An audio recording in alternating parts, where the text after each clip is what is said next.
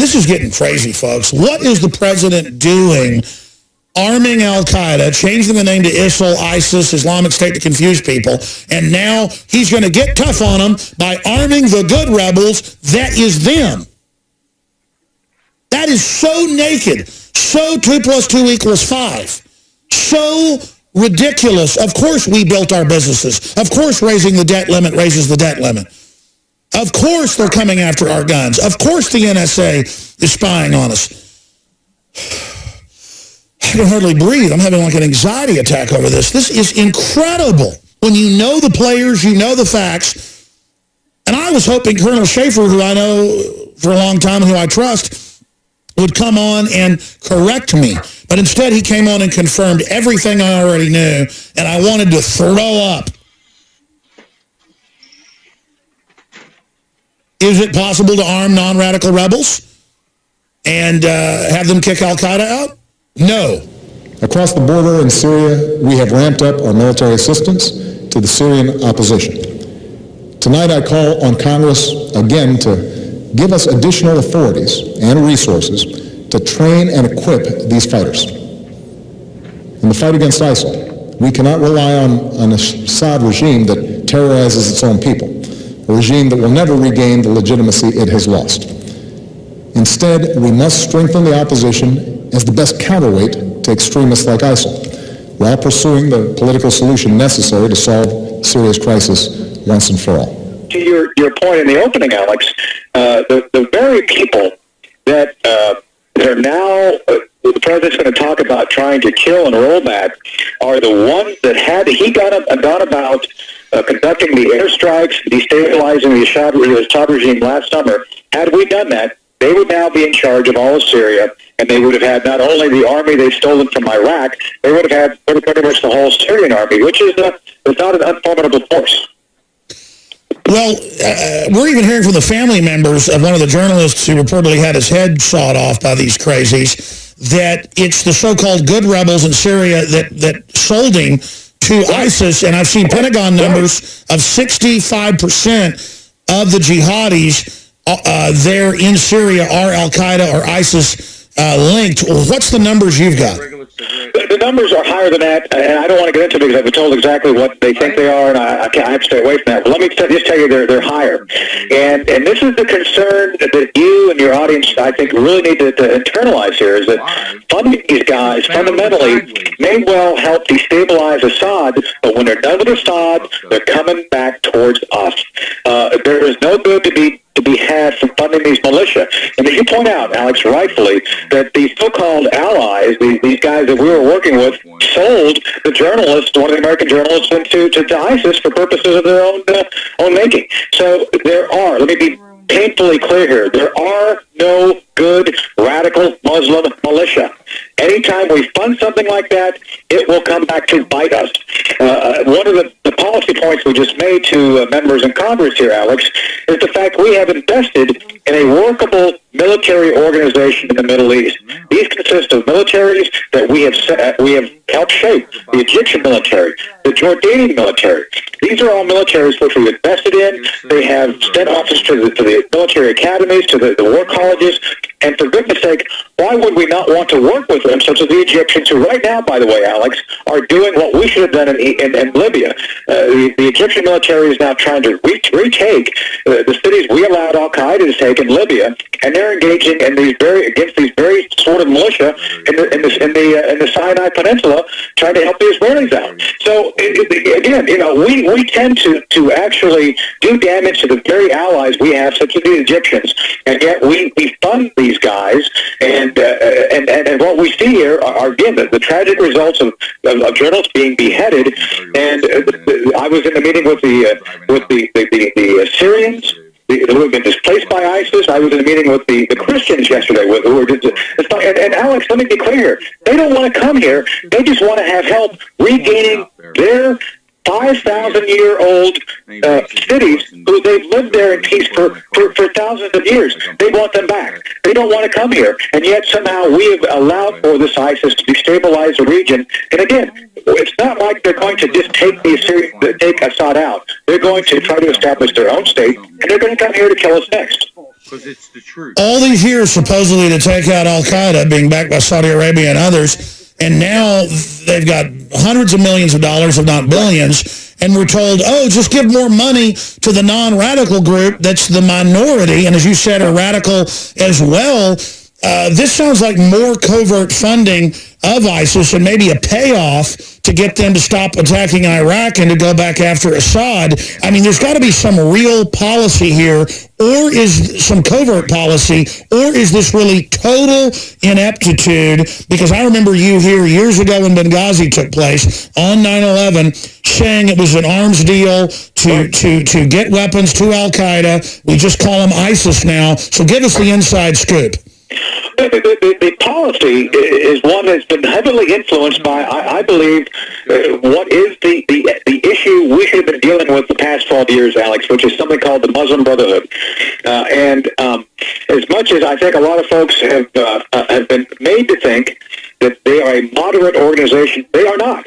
And since last we talked, I met with General al-Tahimi. General al-Tahimi is the chief of intelligence for the Egyptian nation. He is a mentor of now President al-Sisi. And during my meeting with him, Alex, we spoke about a number of things, and one of those things is the Muslim Brotherhood. There are clear and concise reasons, Alex, that the Egyptians outlawed the Brotherhood. Leanne McAdoo is in New York City. Leanne, you guys have been filing a lot of powerful reports for the Nightly News and to infowars.com. There's so much to talk about. What hits you 13 years later, being so close to that horrific scene? I'm just glad there hadn't been a terror attack in the last few days or today, like Homeland Security said was imminent. Do you think that was more fear-mongering? Leanne McAdoo reporting for infowars.com, standing here outside One World Trade Center, the site of where the worst terror attack on the country has ever happened. And yes, Alex, I am very excited and very happy that we have not been the victims of this latest terror threat that Homeland Security is kind of backtracking, saying, no, there's not a threat, but there is a threat. Are you feeling safer, though, that we're going to arm the al-Qaeda rebels to fight al-Qaeda? I think that's an excellent choice by the president. They're on this weird time loop of every single year arming the very people that they're going to go to war with about a year later. So it makes sense. I guess they just want to make sure that they're on even ground with the weaponry. It's almost like a Rolex Swiss movement. It's so exact. But I don't expect them to actually really attack ISIS. They'll probably just attack Assad and then have like a South Park-style puppet get up there and say, I'm Assad, I'm al-Qaeda. And I guess the American people will buy it, Leanne. Right, absolutely. Well, that's this gaslighting from this administration. It's infuriating when the president comes out last night and says, one thing I want to be clear on, Islamic State is not Islam. I mean, why with all of the political correctness? What is that helping? That is going to get people killed. These people believe that they are the ultimate version of Islam. They're going to slaughter the blood and spill the blood of all Americans in the world until they get the world under Sharia law. So here are people that think that they are the ultimate version of Islam. So if you have some Muslims out there who are maybe, searching for the truth, or they want to take it a step further, and then they're hearing these mixed messages of, people converting to Islam and going and joining these jihadi movements because that's the ultimate sacrifice to Allah. Like, that's a confusing message to send to people. People are literally going and joining these people and sacrificing their lives. And the British government lets them fly back and forth. This is all sanctioned by the West. And then they're going to use these people when they come back and blow stuff up to take Leanne McAdoo's liberties, Alex Jones's liberties, Staff Sergeant Joe Biggs' liberties, John Gonzalez's liberties. That's just John Doe. I mean, this is happening. Right, and we're not allowed to talk about it because then that makes us racist, makes us insensitive, or we're bigots. The only people that we can think of as a terror threat are returning veterans and patriots and people that are pro-life. These are the real terrorists. That's what political correctness is. It's simply amazing. You guys have filed a bunch of reports. I saw some of them last night and this morning. What else have you been working on? What else is coming up for people that are going to see the Nightly News? Well, we're headed back over to Times Square. We're supposed to be speaking with the Batman.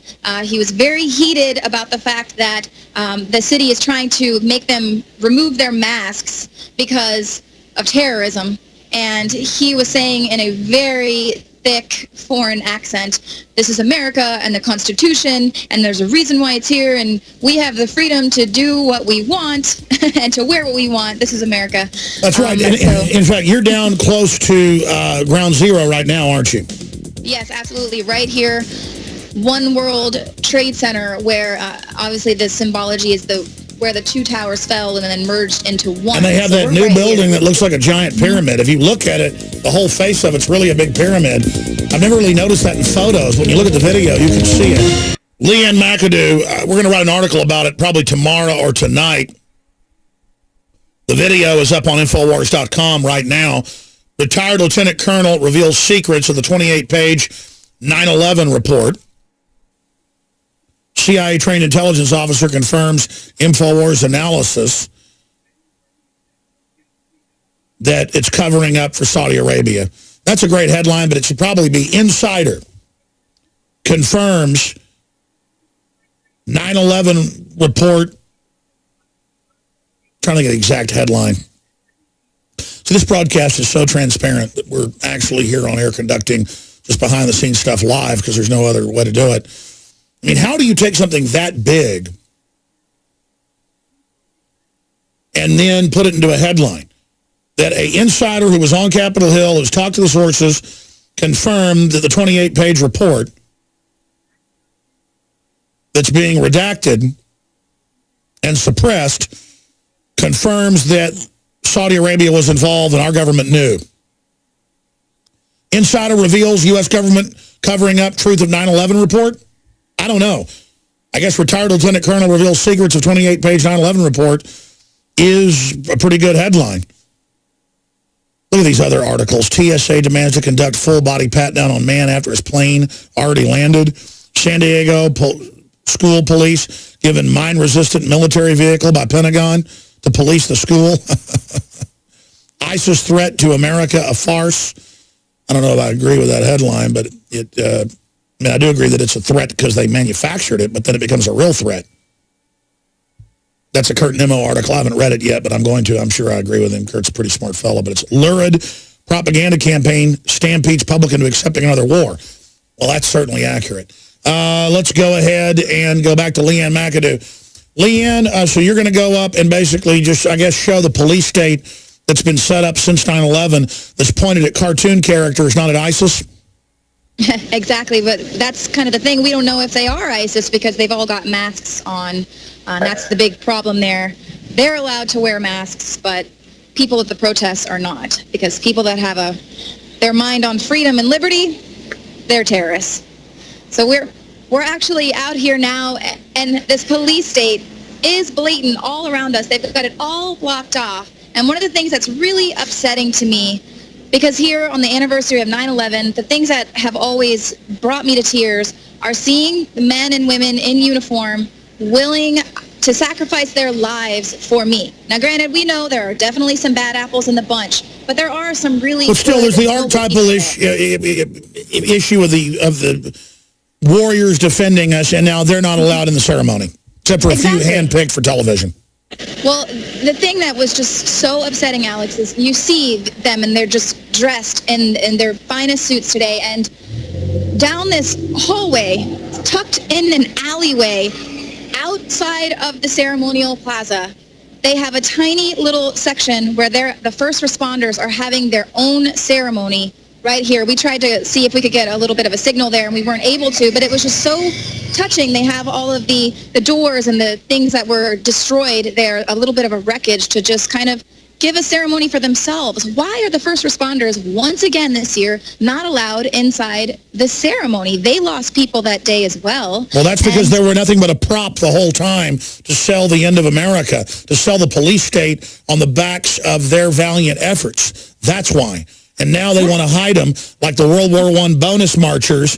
They just want to shovel them into their political graves. That's what's happening. Leanne, I know you've got more reports coming on the nightly news, and I know you guys have got more breaking coming up, so we may be talking to you guys coming up in the fourth hour today, a special fourth hour that some stations carry. It will be live on PrisonPlanet.tv out of the new studio. Thank you so much, Leanne. Globalist social engineers are not just targeting us with propaganda. They are manipulating our genetics. We are being targeted at every level by estrogen mimickers that lower our testosterone and other hormones and natural compounds that the body needs. After consulting top doctors, nutritionists, pharmacists, and others, we have developed what I believe is the ultimate non-GMO organic super male vitality formula sourced from powerful organic herbs and then concentrated for maximum potency. Super Male Vitality was developed to activate your body's own natural processes instead of using synthetic chemicals.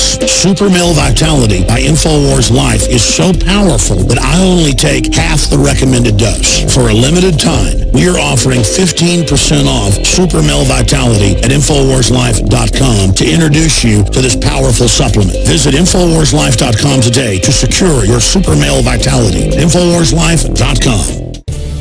Hey, now